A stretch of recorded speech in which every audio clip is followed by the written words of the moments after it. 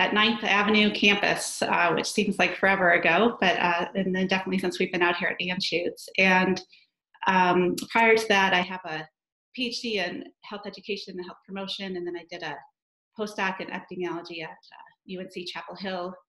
Went over to Virginia Tech and Eastern Virginia Medical School for just a short little period of time, knowing that I wanted to get to Colorado. I came here when I was, 12, on a babysitting trip for skiing, and I knew I wanted to come back, and this is where I wanted to live. So I was fortunate enough to be able to get here at a time where we could build the School of Public Health, and it's been a super exciting period of time for me. So I'm here today, as you guys know, to talk about the future direction of the department, my thoughts on it, where we might want to be thinking about as we move forward, talk a little bit about my leadership style for those of you who haven't worked closely with me, and then, of course, to answer any questions that you all might have. So there's the agenda. I broke it down in just the traditional way that we think about things, at least for promotion and tenure. So research, curriculum, public health practice, talk some on the cross-campus collaborations, and of course, touch on our student opportunities. Then a little bit on my leadership style and characteristics, and then just conclude with some final thoughts. Crystal, you mind going to the next one? Thank you. So first, this position comes with an opportunity for growth, which is super exciting, and the department has had a lot of opportunity in getting some open positions to the department over the years. So this is really an exciting time for the department, and I think we want to be very intentional about the way we would like to go with this. So I propose, that we sit down as a faculty, we assess our strengths, both in knowledge and in skills. We think about the current funding climate. We map all of that onto potential goals and also identify gaps. And all of that kind of background information hopefully can give us a good chart, if you will, of where we'd like to go. When we've talked about this over the years, about where we want to go as a faculty, some of these areas here you see on the slide have bubbled up.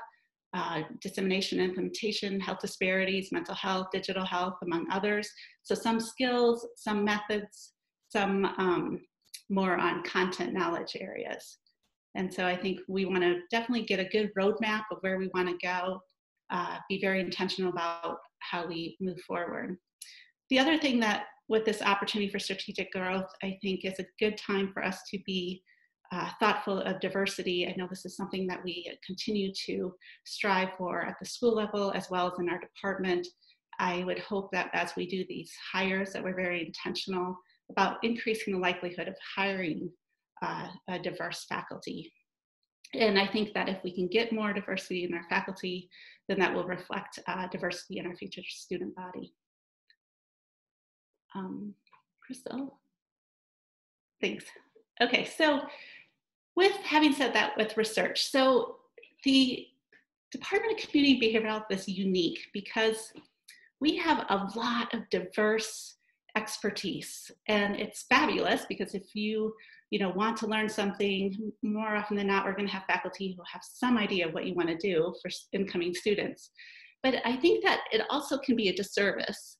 So I would propose that we think as a faculty, can we identify some key cluster areas that by looking at the faculty across the board, are there some commonalities? Are there some like pods that we could kind of develop to build collaboration within our department, but also to strengthen the work that we do and also our image outward facing so that people can say, oh, community behavioral health, they do X, Y, and Z. We may do a lot more than that, but that we have some sort of something to hold on to as a department on where we really are experts in, whether that's methods or knowledge content.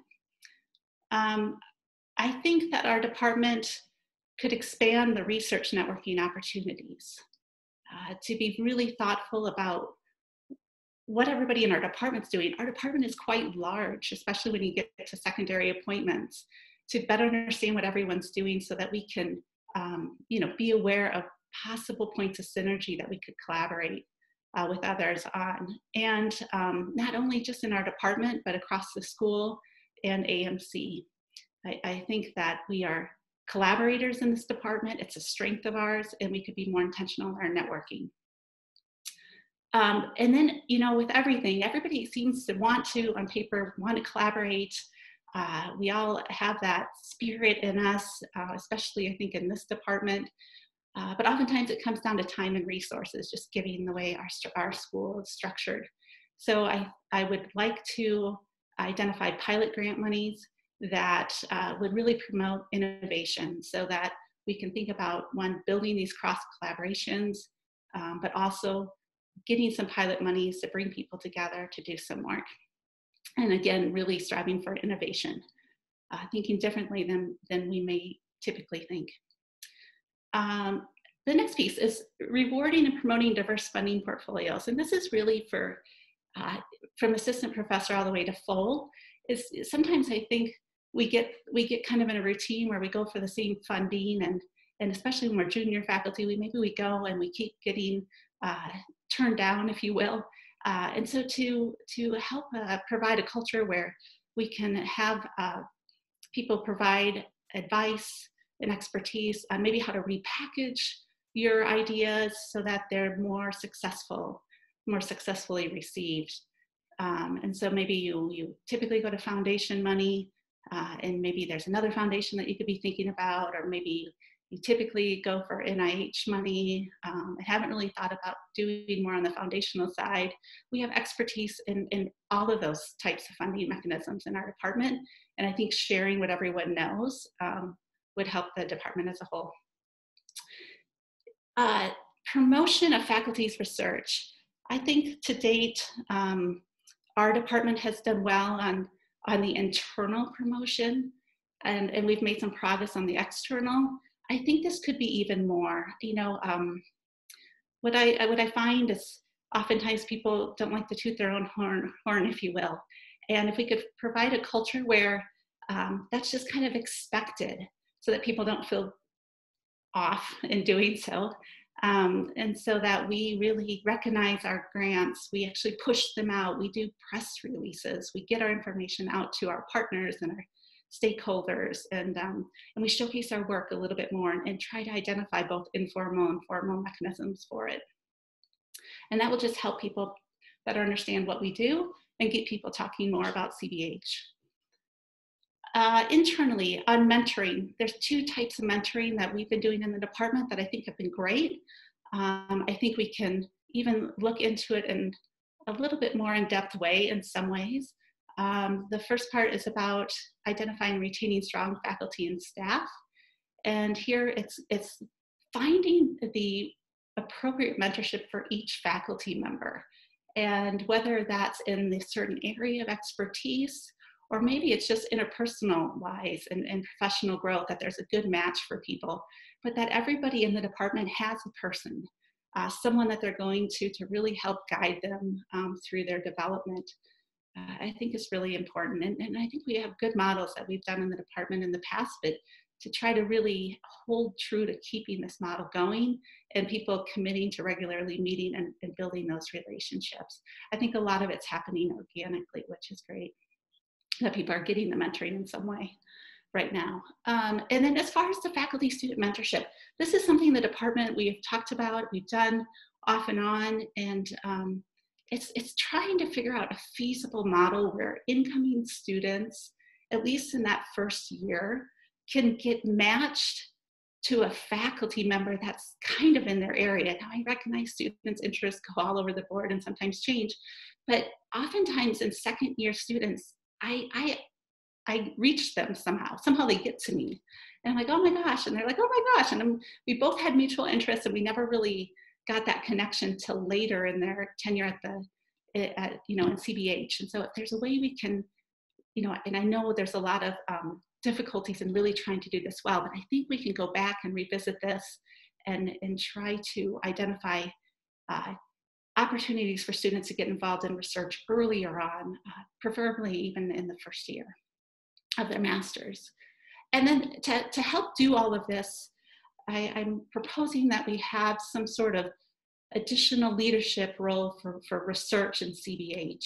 Somebody who can, for a percent of their time, help identify the funding mechanisms that are out there, know the faculty, develop a matrix so we understand where all the faculty's research interests lie, be very integral in identifying these pods, if you will, trying to connect people maybe just by an email. Hey, here's an opportunity. You seem to be interested, could potentially be interested in this, you know, and then facilitate hopefully some of that work, as well as being intentional on rewarding faculty for their grants internally and more importantly externally, so that we get their research outward facing, we package it, we disseminate it in ways that get the work that our faculty are doing out to the public.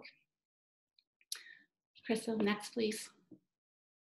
So curriculum, this of course is near and dear to my heart. I believe in offering incredibly strong curriculum. That's why we're here.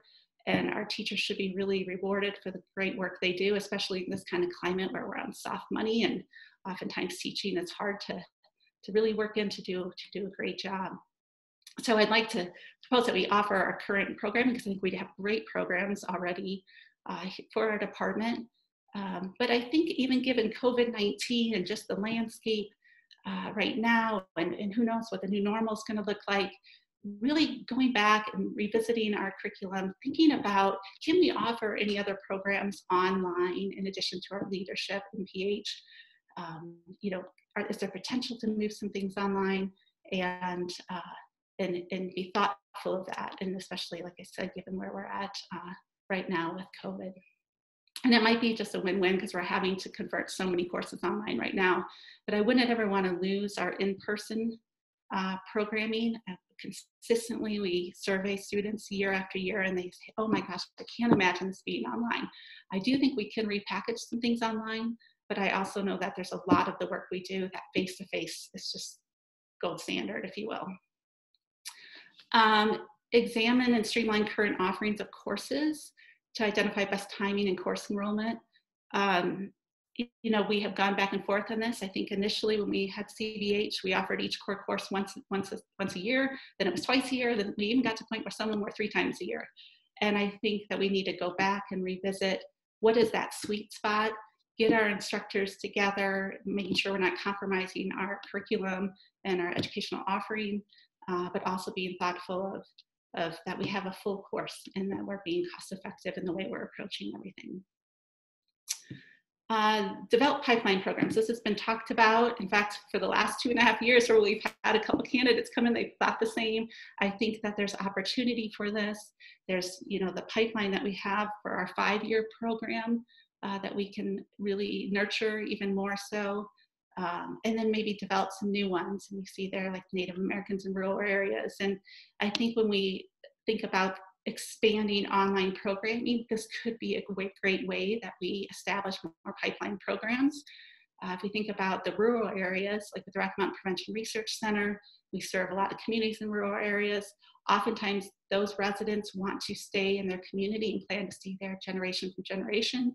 So can we help train those individuals to stay in their community and promote their own community's health? This, you know, I put up there because it's always been in the back of my mind, and I think there are some faculty in the department who embrace this, and I'm not sure, you know, given the history when we tried to do a PhD program initially with the downtown campus, and we don't want to be competing, so this may or may not be viable, but I think for us to build and research, it would be a very good opportunity to have a PhD program, to have students come in who may actually want to stay and do postdocs and really build up you know, a stronger research opportunity for PhD or doctoral students and postdoc opportunities.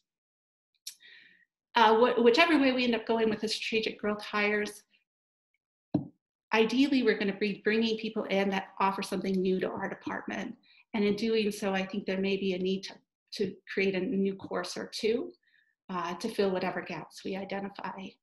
And then to help with all of this, again, another leadership position. This is for curriculum and student engagement for percent of time could open up to, one, provide leadership opportunity for faculty, but also to help us do everything that you saw above.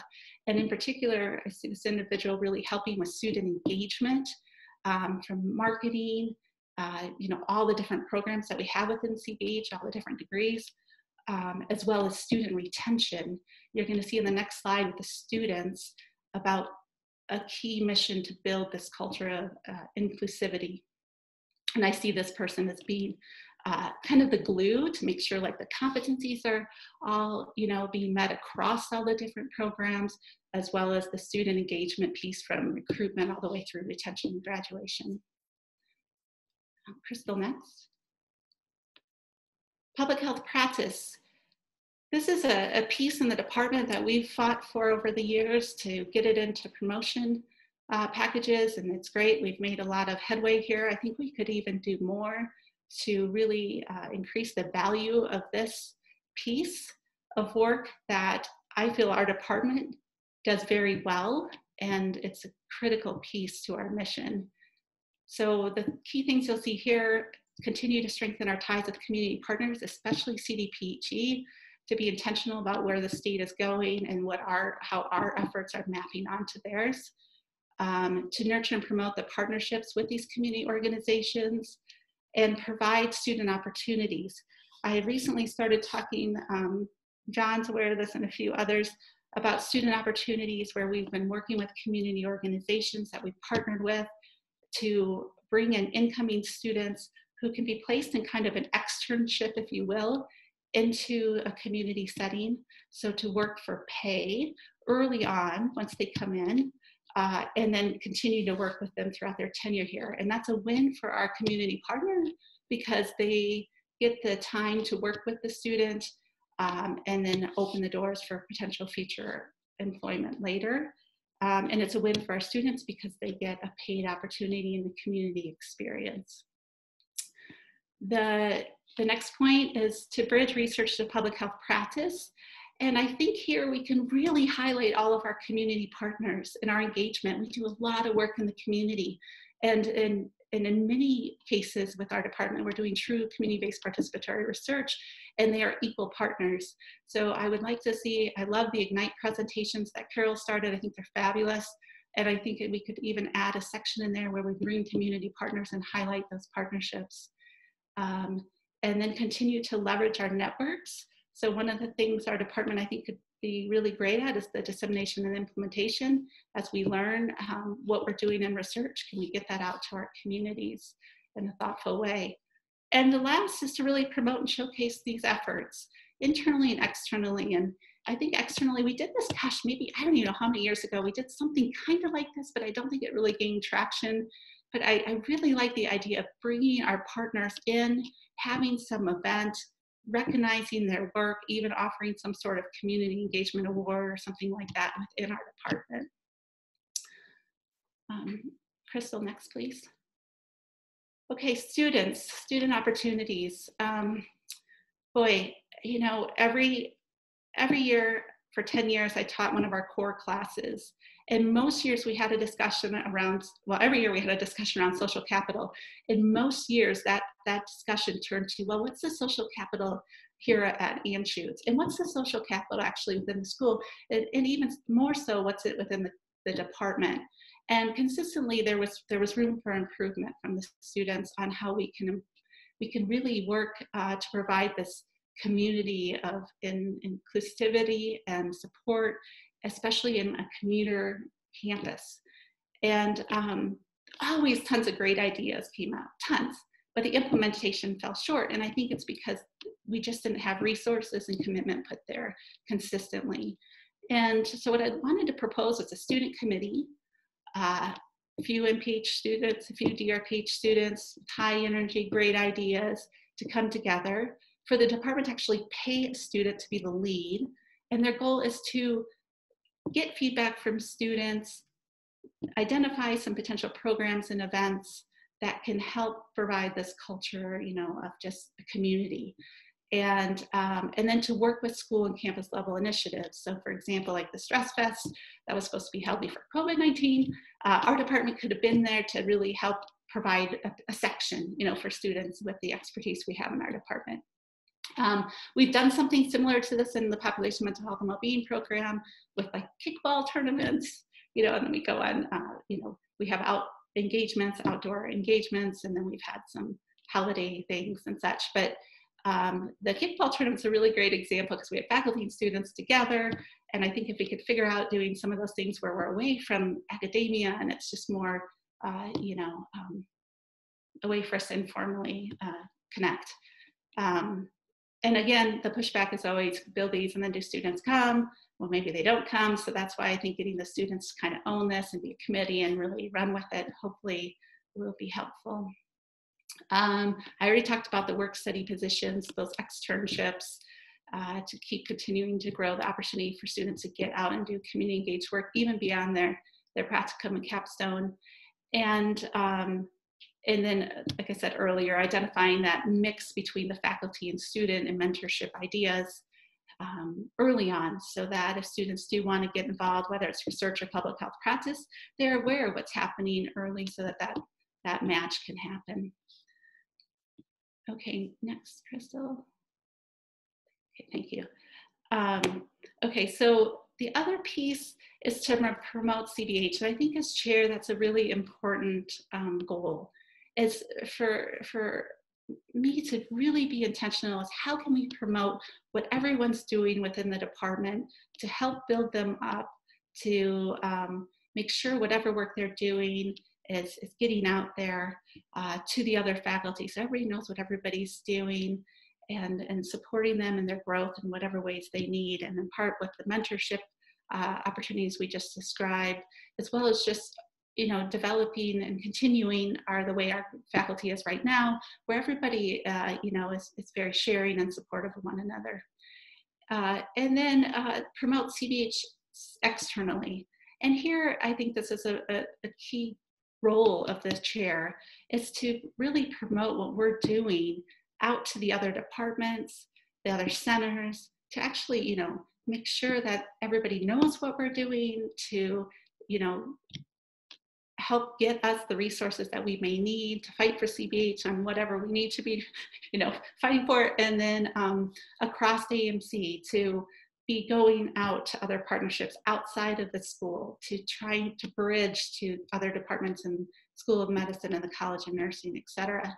And then outward to the communities we serve, to have a presence. So I do think our outward facing image, our website, when I was talking about those opportunities for leadership, they could help work with the admin for the department on making sure our website's really up to date.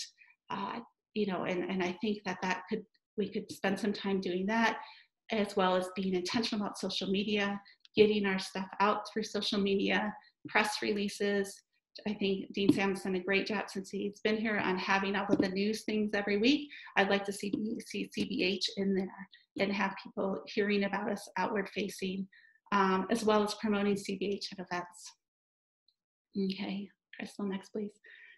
So these are my goals, general goals for leadership: to be supportive, inclusive, collaborative, strength building, to really meet with faculty, better understand their strengths, promote their strengths, and then to lead by example. And then the next slide. These are characteristics, I think, of a great leader, and I hope that I can strive to be this type of leader: good communicator, dependable, honest, compassionate, creative and visionary, decisive, and passionate and committed. And then I'll just close with some final thoughts, so hopefully we have at least half hour here for question and answers.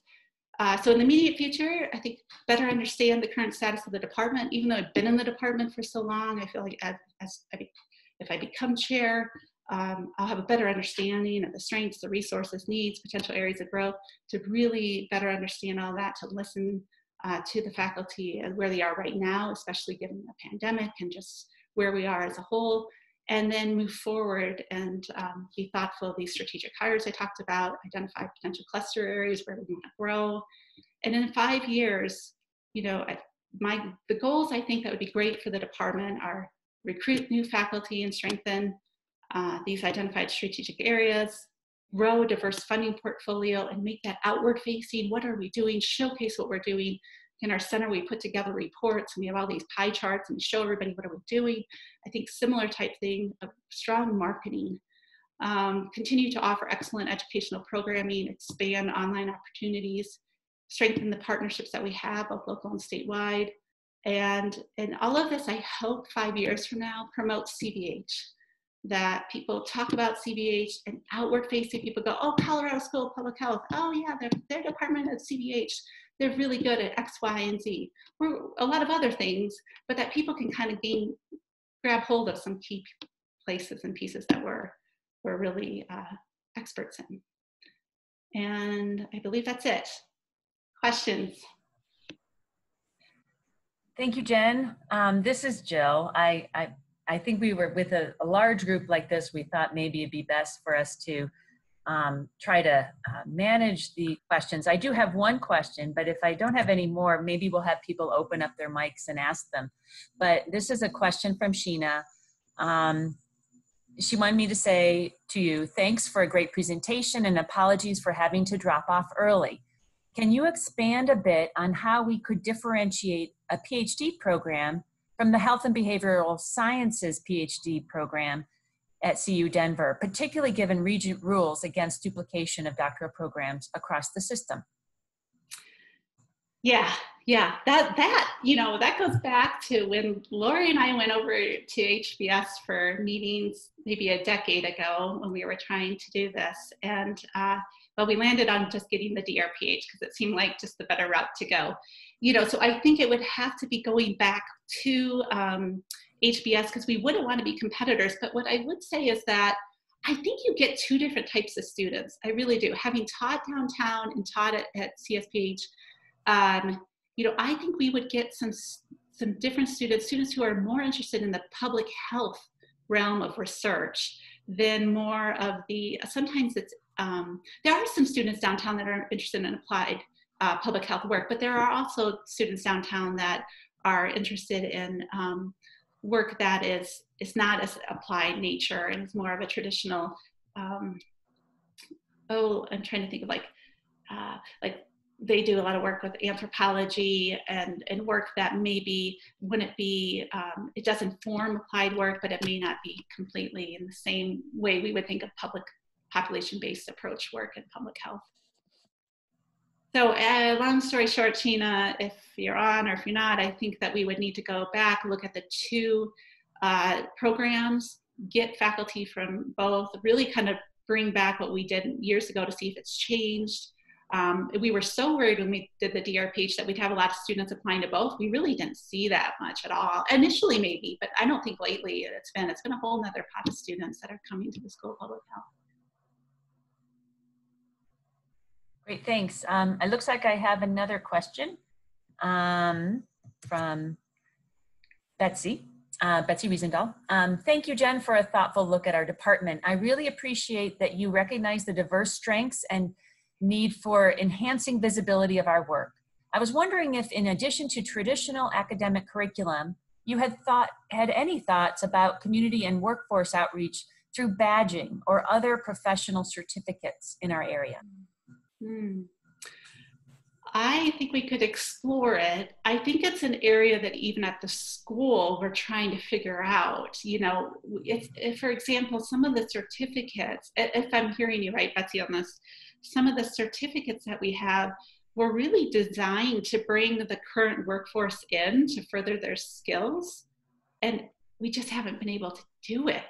Even, in population mental health, where we have a group of stakeholders on our board who hire employees doing the work and wanted the certificate here at the school, are having a hard time helping us, funnel those, make that connection. So I think something's there. And I think actually some of our centers are really looking into this and doing a good job with it. So I think we could work with, I'm thinking Lee Newman's group and the Rocky Mountain Public Health Training Center.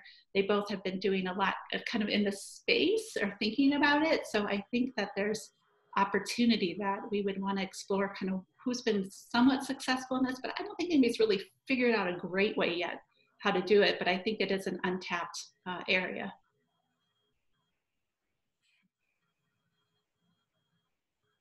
Are there any other questions? Yes. This is from Cerise. How do you envision CBH promoting health equity and social justice? Well, first off, I think we need a class, a good class. And if we have one and I'm not aware of it, please let me know. But social justice, a class on that alone would be great. And I actually think that would cut across departments and we could have something shared.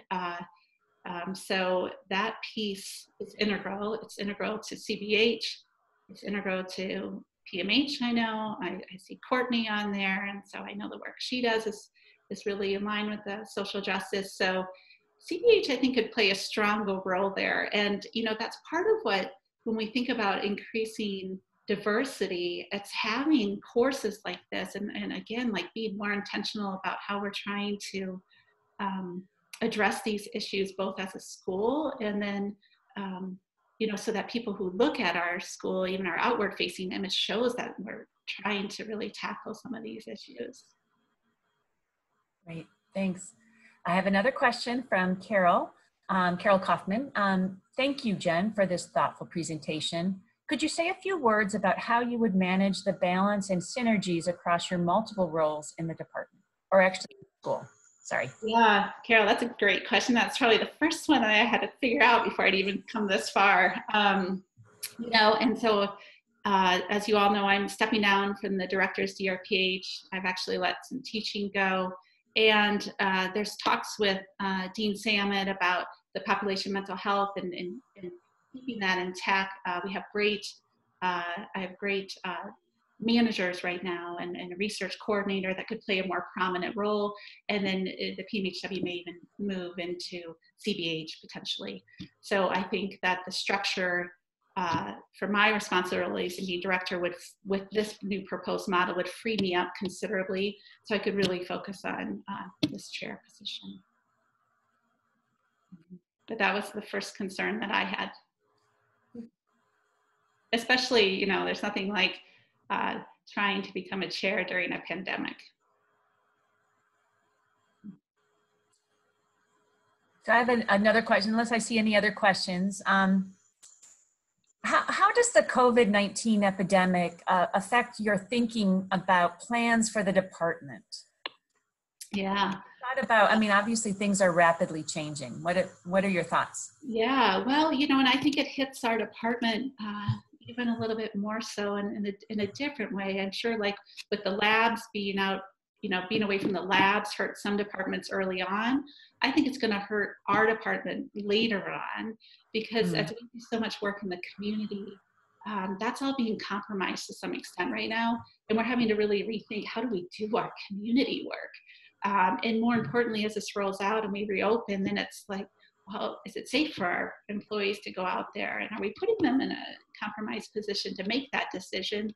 So I think that I'm really thankful that Kathy Bradley, you know, and I know we're meeting as a campus here to talk about that community engagement piece, because I think it's really going to be important for our department and how we function moving forward.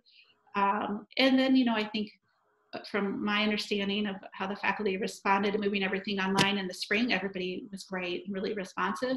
And I think we're going to have to continue to be very flexible as we move forward and learn to somehow enjoy online teaching. For some of us, they may love it. Others, like myself, I'm an in-person teacher at heart. So, you know, to embrace these new changes that we might have to make to reach our students, and then to be creative, because I think in CBH, a lot of the students, you know, they want to be with communities, they want to be with people, they want to be in person. That's just kind of the type of work we do. So whatever the fall brings, I think our faculty is going to have to be very helpful in thinking of ways to keep students connected, in particular, you know, because of these situations. I wish I had a crystal ball to see what's going to happen. Yeah. All right, I've got a couple more questions. This one's from Joan. Thank you for your overview and thoughts on this department. As we head into more online teaching, how can you, as a chair, provide support with training and learning best practices? Yeah, I think this is going to be really important. And now, you know, I think the model I'd like to run off of is we're having to do this with PMHW and as well right now. And what we've decided is that we would have these kind of weekly meetings where instructors, there's CU Online offers these course developments, right? And I think some people in our department have gone through it, and that would be one of my first things. Who's done this? Who's gone through this amazing training opportunity? And then can we bring those individuals together to share what they've learned to help the other faculty? Because these training opportunities, they really work one-on-one with an instructor to build out an online course in a great way. And Sheena's been instrumental in getting this all set up. And I don't think it'll be possible for every faculty member to do that because they're queued in and you can only do it so much time out before your class is built and all of these things. But I do think we have a lot of knowledgeable people in our department who know a lot, including Sheena and others. And so I think we would want to really maximize our knowledge in the department and find some sort of forum to really share that. The other thing is I think that being intentional about providing more resources, even for converting courses online, it's a big undertaking. I don't think I've been compensated for the past, except for one time, and that's from the College of Nursing. But I do think, providing some additional supports would be very helpful for faculty. Thanks, Jen. The next question is from Courtney. Thank you for the presentation, not only in light of COVID-19, but also considering climate change related increases in disasters resulting from natural hazards, not to mention mass violence incidents. Do you see the possibility of more emphasis on disaster mental health? And also, what is your perspective on international research? Good questions. The first, on disaster preparedness, we work on enhancing community engagement and capacity. Most of us have been trained at some level in that. And I think there's a great place for that. I think one of the first things would be to find out who on our faculty would be interested in moving forward in that space. But I think the knowledge and skill set that some of our faculty have, it's a natural fit. I think because of COVID and the strains on communities as we move forward, even at this initial stage, but even more so with the reopening and then contact tracing and all of that, just community involvement about how to move forward in a safe way. CBH has faculty who could probably help in that space. And that's where I was getting at with really working with CDPHE and their goals and making sure that we're bringing forward our own strengths in this space. So I think that's a good opportunity for us. Global health, man, this is something we struggle with. And I think a lot of students have an interest in global health, and we really don't have very many faculty who do global health work. Kathy Kennedy was my go-to for many years. And Sheena then started doing some work in Africa and elsewhere. And I was like, oh, Sheena too now. But we really don't have great work. But I'm not sure what the faculty's thoughts are on moving forward in the global health space. I don't think we're ever going to be this global health entity unless there's just total revamping of lots of new people coming in. But I think global health is important. And I think that we can better understand our resources on campus and make sure that we really know of all individuals who are doing work that our students might be interested in and maybe strengthen some of those collaborations and partnerships. It could be where we, as a department, decide we want to hire in global health. I wouldn't take that, I would definitely keep that on the table to see what the faculty think. But I don't think we're going to be, Tulane or something with a really strong global health unit in the future, immediate future, maybe later. Right. I have a question from Leslie Cunningham-Sable. I'm getting a little bit of feedback, but I'll try not to be distracted by that. What are your strategic plans for building stronger connections with CSU and UNC departmental faculty? All have had good intentions in the past, but very challenging. Yeah, absolutely. And I can give you my feedback even as a faculty member. That I don't know everybody, and maybe I fell short on going to some of the events that we've had, but I feel like in order for this to really work, I think there has to be commitment on all sides to really be intentional on increasing our contact and to do that, I think we all have to explore what's going to be feasible for people. But right now is a climate where we can't really travel in person, but we can do more by Zoom. And this might be an opportunity where we really think about how do we get to know one another, because at my viewpoint, and I could be totally off from the majority of the faculty, I don't feel like I know everybody very well. I've had contact with many of you, but not all of you. And do I know all of you well? No. And so I think the first point is trying to figure out how do we become more of a department, if you will, even though we're in these different settings, geographically located apart from one another, different APT requirements, different cultures altogether, that we have to somehow bridge. And I know this is a school level, thing that we've been working on and trying to improve. And I do think it's going to take getting representatives from all of us together and being thoughtful about how can we move forward with really formalizing the contact points first and foremost.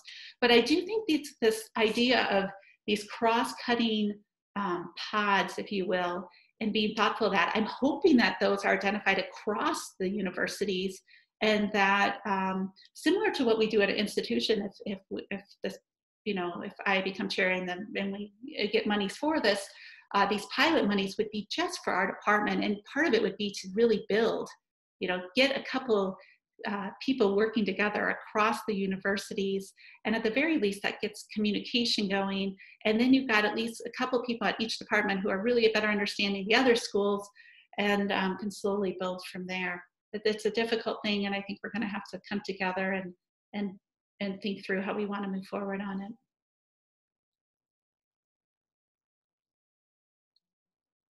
Sorry, I was muted. Okay. Oh, I'm still getting that feedback. I don't know whether it's me. I have another question. This is from Charlotte. Great presentation, Jen. What ideas do you have related to junior faculty mentorship opportunities to support higher quality teaching? Yeah. So I think if I polled the faculty, my assumption would be that most of us didn't get any training and teaching, and we learned on the fly. And I still remember the first course I taught, and dear God, I wish I would have had some mentorship. I learned greatly by it, but it would have been nice to have some mentorship. So I think that one of the things that I have found helpful with junior faculty in the last few years is I've had them either co-teach or shadow a course prior to moving into a full teaching position. And I think that's helpful because I do think you can learn a lot from that experience. But the other piece would be to just, again, if you could identify that mentor who could provide not only mentorship in research, but also in teaching, so that you can have those conversations about what do I do? Like I just was mentoring a faculty member in EPI through PMHW, and she was talking about a difficulty with a student, and it was great because she felt like she could come and talk openly about it, even though it may have reflected on her teaching, but that wasn't the point. The point was for her to feel supported and comfortable and being able to say, hey, I'm struggling here. How can I be, how can I get some help on this?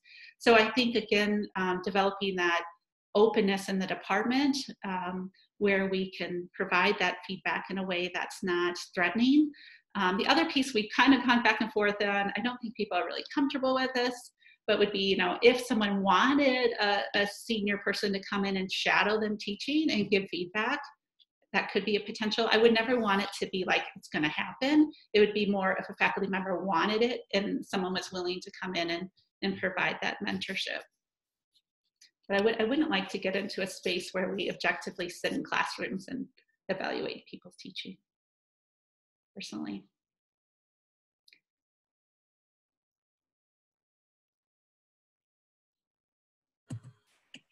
I don't see any. But we still have a couple more minutes if people want to say anything.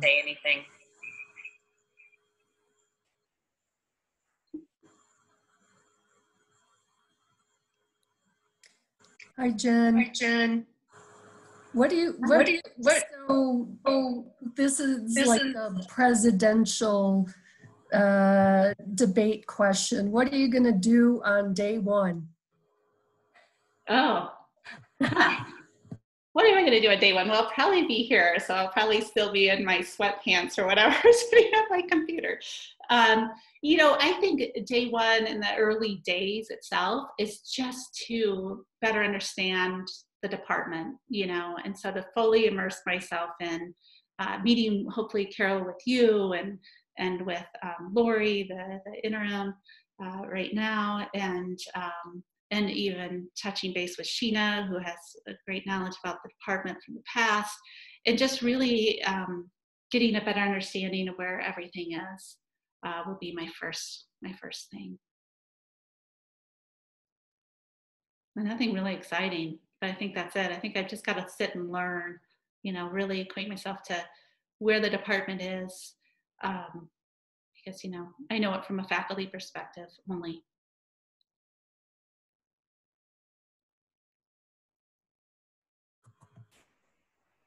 Any other questions?